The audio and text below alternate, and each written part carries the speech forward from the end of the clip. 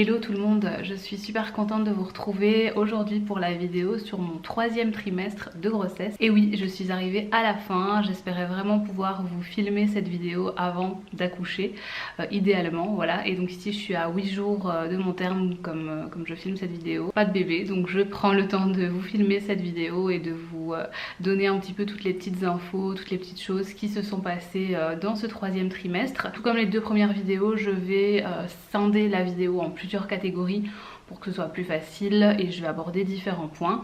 Et on commence tout de suite par le point sur les symptômes de ce 3e trimestre. Alors juste avant le début en réalité de mon 3e trimestre, j'ai commencé à avoir des pertes de colostrum. Ça a commencé vraiment à la toute fin du 2e trimestre. C'était pas grand chose hein, mais vraiment je remarquais que dans mes soutiens-gorge j'avais des gouttes de colostrum qui avaient un peu séché. Ça a duré peut-être 2, 3, 4 semaines et puis je dirais que là sur les 2 mois et demi qui restent ici, j'en ai plus du tout eu. Donc voilà, je sais pas ce qui a joué, mais en tout cas j'ai vraiment eu ces pertes qui ont débuté juste avant le 3e trimestre. Et du coup suite à ça, enfin je sais pas si c'est vraiment lié ou pas, mais je pense que oui, parce qu'à mon avis les seins forcément se préparent à la production de lait et du coup j'ai eu les seins qui ont commencé à devenir très sensibles, donc pas douloureux comme au début de la grossesse, comme au 1er trimestre, pas du tout. C'était vraiment des espèces de démangeaisons, j'avais vraiment les seins hyper sensibles qui me chatouillaient réellement, qui me démangeaient. Ça a duré quand même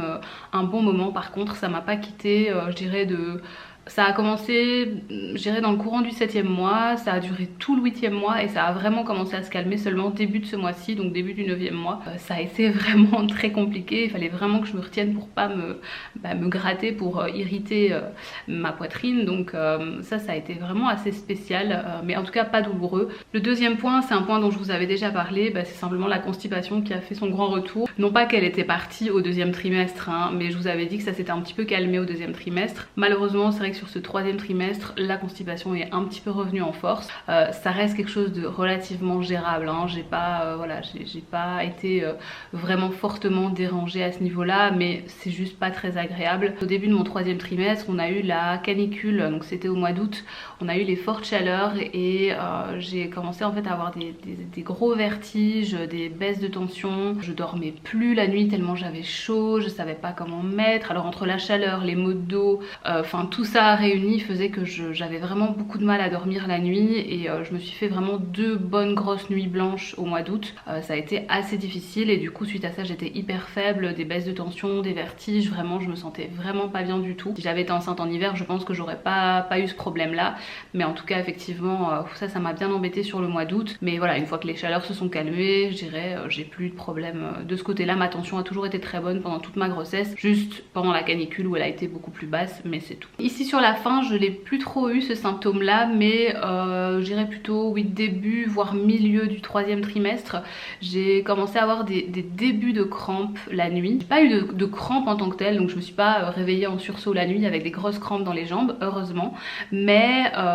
je sentais que à certains moments mes mollets commençaient à se tendre et à tirailler au point que vraiment je devais un peu m'étirer les jambes, les pieds pour me soulager et refaire un peu circuler le sang au niveau de mes muscles et de mes articulations, parce que vraiment je sentais que j'étais à 2 doigts de la crampe. Donc j'ai vraiment pas eu de crampe, j'ai pas été jusqu'au point d'en avoir, mais en tout cas c'était pas loin. Et donc c'est vrai que j'avais les jambes assez lourdes et assez endolories par moments, mais même chose, je pense que la chaleur a dû jouer aussi au moment des de la canicule, mais ça n'a pas duré tellement longtemps. J'ai eu ça pendant quelques semaines et ici sur la fin de grossesse j'en ai plus du tout eu. Dernier point, je dirais, c'est vraiment ici sur la fin de ma grossesse, j'ai vraiment commencé à avoir très mal aux hanches, dans le bassin, dans les articulations de toute la zone pelvienne, enfin vraiment le corps qui travaille pour se préparer à l'accouchement tout simplement. Donc c'est vrai qu'en cette fin de grossesse j'ai vraiment beaucoup de mal à me déplacer correctement. Je vous avais déjà parlé de mes problèmes de dos, donc ça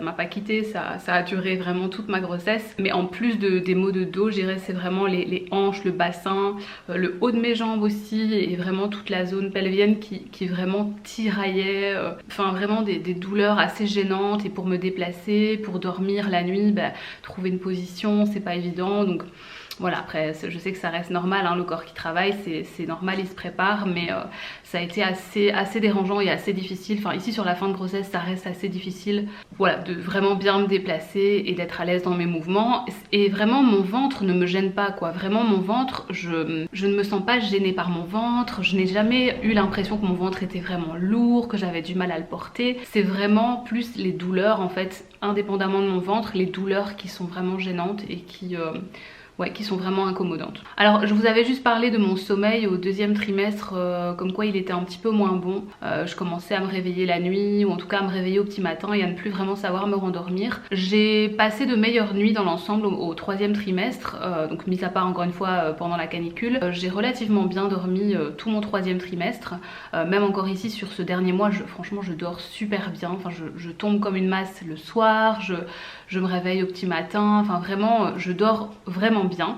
J'ai juste un réveil nocturne pour aller faire pipi, donc franchement je suis contente parce que comparé à certaines filles qui se lèvent peut-être 3, 4, 5 fois, je sais pas dans votre cas combien de fois vous vous levez la nuit pour aller faire pipi, j'ai de la chance, moi je me lève une fois pour faire pipi et c'est tout, et encore c'est même pas toutes les nuits, ça m'arrive encore de faire des nuits où je dois pas me lever pour faire pipi, j'enchaîne ma nuit de 22h30, 23h jusqu'à 7, 8h du matin, donc vraiment j'ai beaucoup de chance à ce niveau là.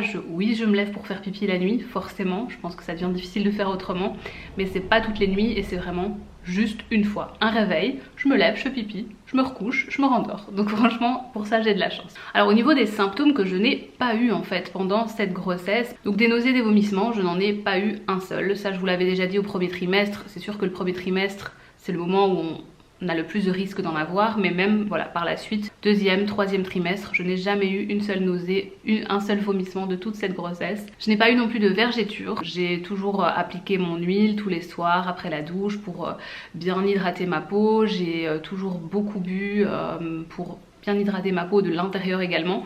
Je pense que ça a joué. Maintenant je sais que ça ne fait pas tout, parce que voilà il y a des filles, si leur peau doit craquer, elle craquera, et vous avez beau vous appliquer toutes les crèmes du monde, il y a une part de génétique là-dedans malheureusement. Donc voilà, moi je pense que j'ai eu de la chance aussi, mais je pense que l'application de crème, d'huile et le fait de bien s'hydrater, de bien boire, ça peut aider. Donc faites-le si jamais vous êtes à risque de vergéture. En tout cas moi je n'en ai pas eu. Je n'ai pas eu non plus de brûlant, de remontée acide, voilà. Au niveau de mon estomac j'ai vraiment pas à me plaindre. Je n'ai pas fait de rétention d'eau non plus. J'ai eu les pieds, les jambes un peu lourds pendant la canicule forcément, mais je n'ai pas gonflé en tant que tel, j'ai pas eu de rétention d'eau, donc voilà, ça c'était plutôt chouette aussi. Je n'ai pas eu d'hémorroïdes pour l'instant en tout cas, je touche du bois, mais voilà, je sais que ça peut toujours arriver après évidemment, mais malgré la constipation j'ai pas eu d'hémorroïdes, donc ça je dois dire que je suis plutôt contente. Et autre petit point pas très agréable non plus, j'ai pas eu de fuite urinaire. Voilà, je vous dis, moi je me lève une fois la nuit pour faire pipi, je dois pas me lever 3, 4, 5 fois la journée. Je vais très souvent faire pipi, c'est sûr, voilà, c'est un petit peu embêtant, parfois en 1 heure de temps je dois y aller 2, 3 fois. Je pense que je dois avoir un périnée assez tonique, j'espère en tout cas, parce que j'ai pas dû me plaindre de fuite urinaire. Alors au niveau des échographies maintenant, donc j'ai eu assez bien d'échographies forcément sur ce dernier trimestre, puisque donc au départ c'est une fois par mois, mais sur le dernier mois c'est vraiment beaucoup plus régulier. Ici sur la fin j'en ai une toutes les semaines pour vraiment tout contrôler. Donc j'ai eu une échographie à 27 semaines plus 6, et là bébé faisait, alors je me permets juste de regarder mes notes, voilà, donc bébé faisait environ 34 cm et 1 kg 100. Ensuite j'ai eu une échographie à 32 semaines plus 4, et là bébé faisait environ 41 cm et 1 kg 800. Et j'ai eu une échographie à 35 semaines plus 5, et là bébé faisait environ 47 cm et 2 kg 450. Donc ça c'est vraiment les 3 dernières grosses échos que j'ai pu faire, où on avait encore un bel aperçu de bébé, où on savait encore voir quelque chose. Ici c'est vrai que sur les 2 dernières échos, bébé rentre plus sur l'écran, ça devient difficile d'y voir quelque chose, on n'a plus de petites photos, ça devient vraiment compliqué. En tout cas j'ai un bébé qui est estimé 2,8 kg, 2,9 kg à la naissance. Donc voilà, j'aurais pas un très gros bébé, mais bébé a toujours suivi sa courbe. Les échos n'ont jamais rien montré de voilà, de spécial. Bébé va très bien, moi mes examens sont tous très bons aussi. J'ai refait une grosse prise de sang récemment, tout est nickel. Au niveau de la prise de poids, je dirais ça a continué à être relativement constant, tout comme ça l'est depuis le début. Donc pour rappel, j'ai pris 1 kg en fait sur mon premier trimestre. J'ai ensuite pris donc 4 kg au total sur mon deuxième trimestre. Et alors ici, donc sur le troisième trimestre, au 7e mois j'ai pris 1 kg, au 8e mois j'ai pris 2 kg, et ici bah, j'arrive quasiment au bout de mon 9e mois du coup. Et alors je me suis pesée vendredi dernier, j'étais du coup, alors je fais le calcul, bah, j'ai pas encore tout à fait pris 1 kg ce mois-ci en fait, enfin, en tout cas vendredi dernier quand je me suis pesée, j'avais pas encore tout à fait pris 1 kg ce mois-ci, je suis à quasi 1 kg. Donc voilà, je pense que logiquement d'ici à ce que bébé soit là, ça dépend si elle arrive à terme ou si elle arrive un petit peu plus tard, je pense que je serai à plus 9 ou plus 10 kg maximum. Donc voilà, c'est exactement l'objectif que je m'étais fixé au départ, 10 kg. Ça m'aurait bien fait plaisir de ne prendre que 10 kg. Entre 10 et 13, je m'étais fixé, j'avais pas été trop exigeante avec moi-même. Là, je suis à plus 9 quasiment. Enfin, je me pèse demain matin comme tous les vendredis, donc on verra bien. Mais voilà, je suis à peu près à plus 9 kg là à l'heure actuelle. Donc voilà, on verra quand bébé sera là combien j'aurai réellement pris, mais ce sera dans les 10 kg à peu près. Puisqu'on en est au troisième trimestre, je trouvais ça sympa aussi d'inclure un petit point sur tout ce qui est préparation à l'accouchement. Au niveau préparation en tant que telle, donc préparation via une sage-femme, donc on a fait 4 cours d'autonomie à la maternité directement. Donc ça c'était vraiment très chouette parce qu'on a appris pas mal de choses. On a appris tout ce qui est plutôt respiration, les positions qui peuvent soulager pendant le travail. On a appris tout ce qui était plutôt le côté poussé. Enfin voilà, vraiment du début à la fin, le travail, l'accouchement en tant que tel, ça prépare à différentes choses et j'ai trouvé ça vraiment super intéressant. De la maison, donc de ce que je fais depuis le début de la grossesse, comme je vous l'avais déjà dit, c'est du yoga, de la méditation. Si sur le dernier trimestre j'ai été un petit peu moins assidue à vrai dire parce que j'ai eu beaucoup de boulot avec les douleurs qui ont commencé à bien m'embêter au niveau justement de mon dos, de mes hanches, j'ai eu un petit peu plus de mal à me motiver à vraiment être régulière dans mon sport et mon activité physique. Mais voilà, j'ai quasiment toutes les semaines continué à faire ma séance de yoga, méditation. C'est quelque chose qui me fait quand même beaucoup de bien, ça m'étire, ça me détend, donc ça c'est quelque chose que j'ai continué à faire et que je faisais donc depuis le début de ma grossesse. J'ai fait pas mal de sophrologie également, mais la même chose, c'est depuis la maison. J'ai simplement pris des vidéos sur YouTube. J'ai fait à peu près 6 ou 7 séances de sophrologie, donc ça c'était assez intéressant, assez chouette aussi à faire. Pareil, ça vous relaxe, ça aborde des points sur la respiration, ça vous prépare à l'accouchement justement, ça vous permet vraiment de vous mettre dans un bon mood pour l'accouchement. Et alors sur ce dernier mois qu'on appelle le mois d'or, donc vraiment la préparation à l'accouchement en tant que tel, donc j'ai commencé à boire des tisanes de feuilles de framboisier, donc ça j'ai commencé à la 36e semaine. J'ai également commencé à prendre des granules d'homéopathie, voilà, sous les conseils de ma gynéco. Donc je prends, pour vous donner une idée, je prends donc 5 granules d'Actea racemosa le matin, 5 granules de gelsemium le soir, et je prends également 5 granules de... Alors le nom est bizarre, donc c'est Colophyllum thalictroïde. J'ai toujours un petit peu de mal avec celui-là. C'est des petites granules qui préparent à l'accouchement. Ça prépare le corps, l'esprit aussi. Gelsemium, c'est tout ce qui est plutôt quand on a un petit peu peur, ou plutôt pour tout ce qui est peur, anxiété. Actea, je crois que c'est plutôt pour tout ce qui est douleur. Enfin voilà, c'est des granules qui agissent sur différentes choses en vue de l'accouchement, donc voilà, je prends ça pour anticiper un petit peu. J'essaye de faire du ballon également, donc j'avais investi dans un ballon de gymnastique, je pense que je vous en avais parlé dans la précédente vidéo. J'essaye du coup de faire un petit peu de ballon, ça fait du bien pour les douleurs, premièrement pour soulager les douleurs, et ça peut permettre à bébé de descendre dans le bassin si vous faites des petits mouvements gauche, droite, etc. Des petits mouvements circulaires sur le ballon, ça c'est quelque chose qui peut être vraiment bénéfique. Et aussi pendant le travail, si vous commencez un peu votre travail chez vous à la maison avant d'aller à la maternité, vous pouvez faire du ballon, c'est quelque chose qui peut vous faire vraiment beaucoup de bien au niveau des douleurs et pour justement voilà, aider bébé à descendre. Et de toute façon dans les maternités ils ont des ballons et c'est quelque chose qu'ils vous proposent de faire en général pour vraiment vous aider à rester mobile et pour favoriser le travail et la maturation du col. J'avais aussi envie d'inclure un petit point sur ce que je prévoyais au niveau de l'accouchement, donc un petit peu mon projet de naissance. Je trouvais ça intéressant de voir un peu ce que j'avais envie de faire et au final ce qui se sera réellement passé, est-ce que ça aura vraiment été possible ou pas. Évidemment bon bah un accouchement c'est un peu la loterie, on sait jamais ce qui va nous arriver, on sait jamais comment ça va se passer, donc c'est important de faire un projet de naissance pour que ça se passe le mieux possible. Mais bon voilà, évidemment c'est toujours sujet à modification le jour même hein, en fonction de ce qui se passe. Mon idée en fait par rapport à mon accouchement, c'est de pouvoir être la plus active possible pendant mon travail, donc marcher, faire du ballon, j'aimerais bien aller dans le bain aussi pour soulager les douleurs, aider à maturer le col, etc. Enfin vraiment, j'aimerais vraiment bien être la plus active possible pendant le travail pour que ça aille le plus vite possible et que ça soit le moins douloureux possible, et qu'on me pose la péridurale vraiment le plus tard possible dans le travail. Je n'ai pas envie de rester allongée pendant des heures et de subir vraiment le travail. Déjà pour mes douleurs au dos ça va être très compliqué si je dois rester couchée pendant des heures, donc je préfère vraiment être active, bouger pour que ça se passe le plus vite possible et qu'on me pose la péridurale vraiment quand c'est nécessaire, quand j'en peux plus. Et alors j'aimerais bien qu'elle soit la moins dosée possible aussi pour sentir un minimum ce qui se passe et pour essayer de pousser au mieux pour voilà, pour que ça se passe le mieux possible. Donc ça c'est mon souhait, c'est ce que j'aimerais bien dans l'idéal. Maintenant est-ce que ça se passera comme ça, on le saura le jour J hein. Donc voilà, ça j'essaierai de vous faire un petit topo de mon accouchement quand bébé sera là, et on verra si finalement ça se sera passé comme je le voulais ou pas. Je termine juste cette vidéo par quelques petites anecdotes comme d'habitude, hein, quelques petits points sympas qui se sont déroulés pendant ce troisième trimestre. Donc je vous avais déjà dit au deuxième trimestre que j'avais un bébé très actif, vraiment. Dès le début j'ai toujours bien senti bébé, on a toujours bien vu mon ventre bouger aussi sous les coups de bébé. Mais honnêtement c'était rien comparé à ce que j'ai vécu sur ce troisième trimestre. Autant vous dire que vraiment... Enfin, j'avais l'impression d'avoir un alien dans le ventre, tellement elle me déformait le ventre. À plusieurs reprises, c'était impressionnant à quel point ces coups ont commencé à devenir vraiment intenses. Ça c'était vraiment le côté fun de tout ça, et c'est ce que j'ai préféré encore une fois. J'ai un bébé qui est resté hyper actif tout au long de la grossesse, vraiment. Et même encore maintenant, je suis à une semaine de mon terme, honnêtement. On dit toujours qu'on sent un peu moins les bébés bouger vers la fin, il manque un peu de place, etc.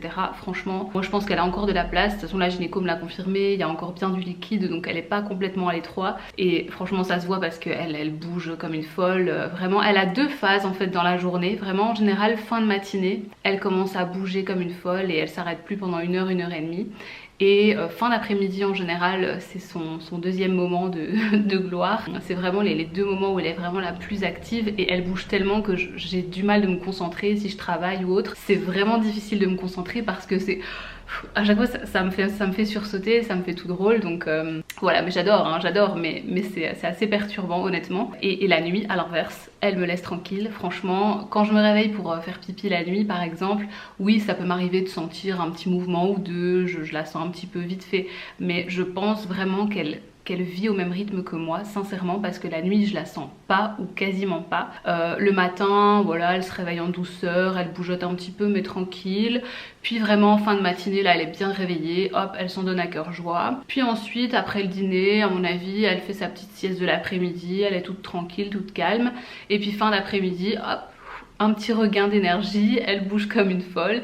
Et puis le soir, quand je suis couchée devant la télé, que je regarde un film ou autre, pareil, elle bougeote tranquillement, elle fait sa petite vie, mais tout doucement, tout au calme, avant qu'on aille dormir. Donc voilà, c'est assez marrant de voir ces petites phases d'éveil et de repos.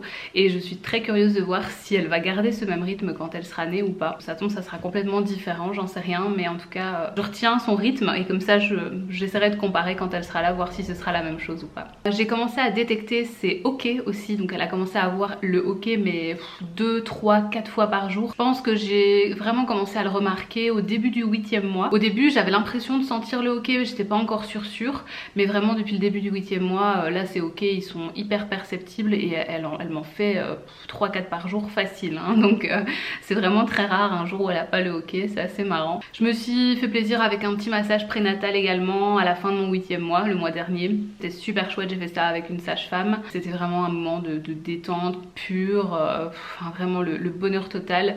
Franchement si vous avez l'occasion de vous offrir un massage prénatal, faites-le parce que ça fait vraiment beaucoup de bien, ça relâche toutes les tensions, ça prépare aussi à l'accouchement en quelque sorte, ça vous détend, ça...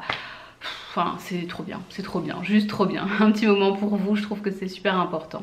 Pour terminer, je vais vous montrer mon petit ventre quand même. Enfin, mon petit ventre, il n'est plus si petit que ça ici à la fin quand même.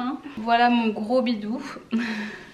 Ça fait tout drôle quand on voit comparé à comment il était au deuxième et surtout au premier trimestre. Là vraiment, ça n'a plus rien à voir.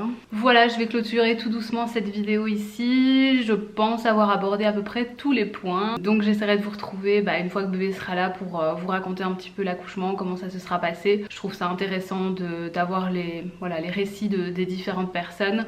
Moi j'aime bien regarder ce genre de vidéos et voir un petit peu à quel point chaque accouchement est différent, chaque ressenti est différent. Je pense que ça peut être une bonne chose de partager son expérience. On verra comment je me sentirai évidemment une fois que bébé sera là, mais c'est une vidéo que j'essaierai de vous filmer et de vous partager. J'espère en tout cas que cette vidéo vous aura plu. Comme d'habitude, n'hésitez pas à me partager vos petites anecdotes sur votre grossesse en commentaire, ça me fait toujours plaisir de vous lire. J'espère que cette vidéo vous aura plu en tout cas, et moi je vous retrouve très bientôt dans une prochaine vidéo. Ciao!